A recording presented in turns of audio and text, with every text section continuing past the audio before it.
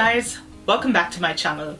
My name is Trisha and today on the Aspiring Home Cook, we're going to be making some Tizaan. Tizaan is a beautiful, I'm going to call it a pudding because that's how I've always felt about it.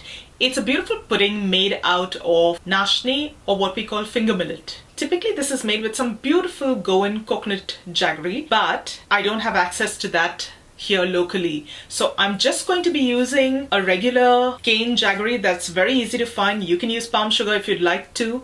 However, I'm going to replicate that flavor of that Goan jaggery by using a little bit of molasses.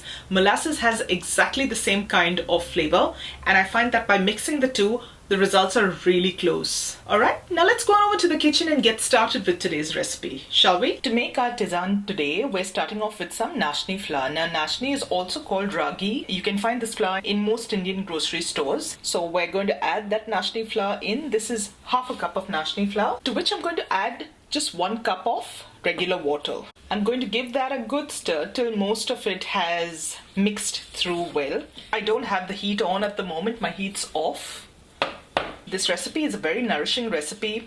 When we were younger, my grandmother used to make this for us, and we were served this at around tea time. If we had a cold or during monsoons or winter, she would serve this to us warm. If it was the summertime, she would serve this to us chilled. So you can enjoy it either hot or cold, it's really up to you. Okay, most of that has mixed through.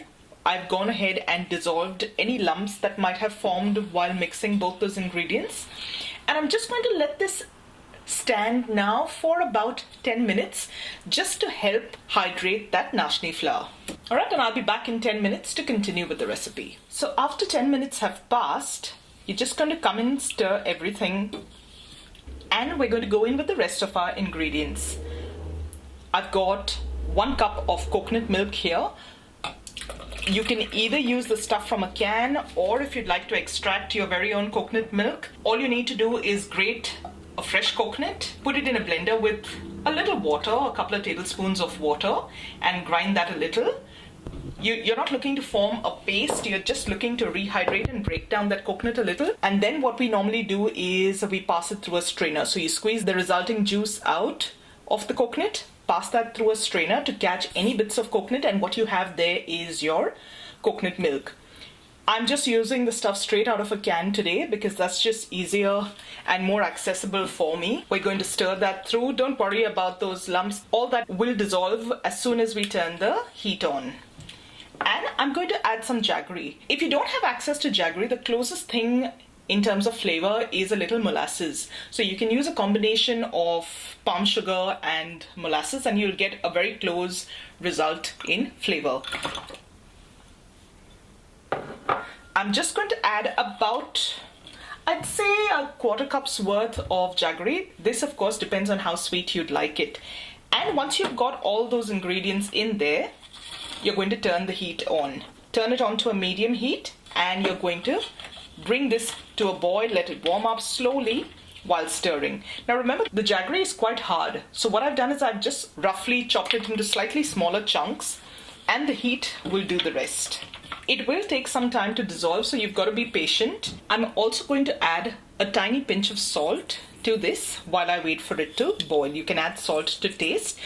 This is a sweet dish, so you really don't need much, just need a little bit to season it all up. We're going to continue stirring this from time to time and wait for this to come to a boil. After about 5 minutes of regular stirring, you will find that it has thickened a fair bit, like you can see here. At this point, before it completely thickens, it's a good idea to taste for sweetness, and if you need to add more jaggery, you can do that here. If you're using Goan jaggery, you will have a much deeper, richer color. Now keep in mind that every batch of jaggery, depending on where you live and where you've got it from, will differ in sweetness. So you've got to add your sweetness to taste. I'm just going to go in at this stage and add a tiny bit of molasses.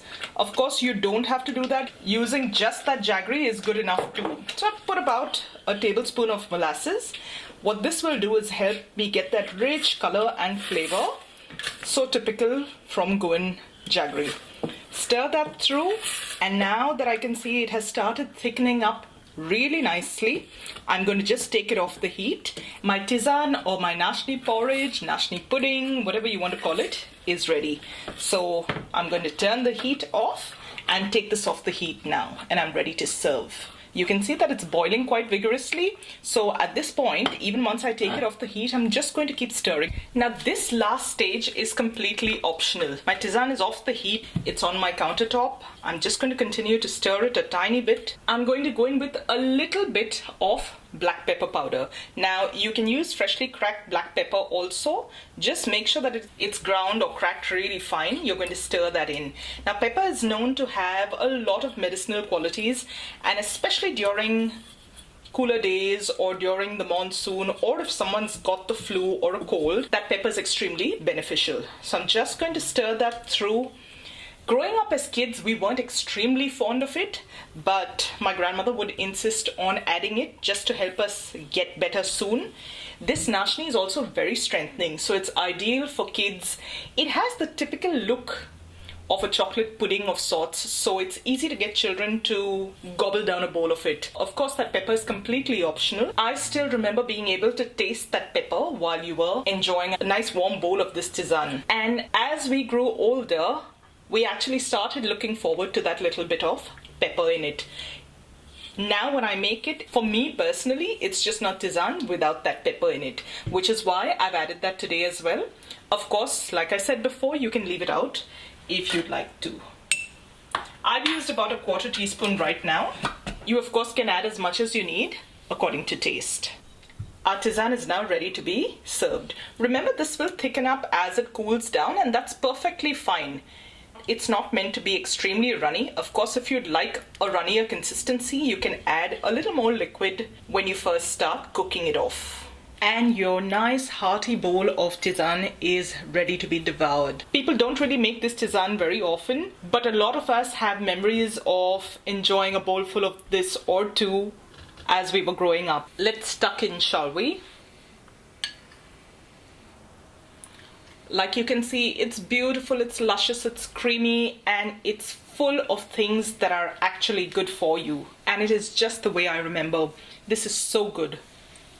I hope you have the opportunity to give this recipe a try, and I hope you love it as much as we do. So guys, I hope you enjoyed today's video. If you enjoyed this recipe, don't forget to give this video a thumbs up and share it with family and friends that you think might enjoy it too. And if you haven't done so already, don't forget to click that subscribe button and that little bell icon right next to it so that you get notified every time I upload a new video. Thank you so much for joining me today. I'm going to see you really soon with another delicious recipe. So till then, take care. Bye.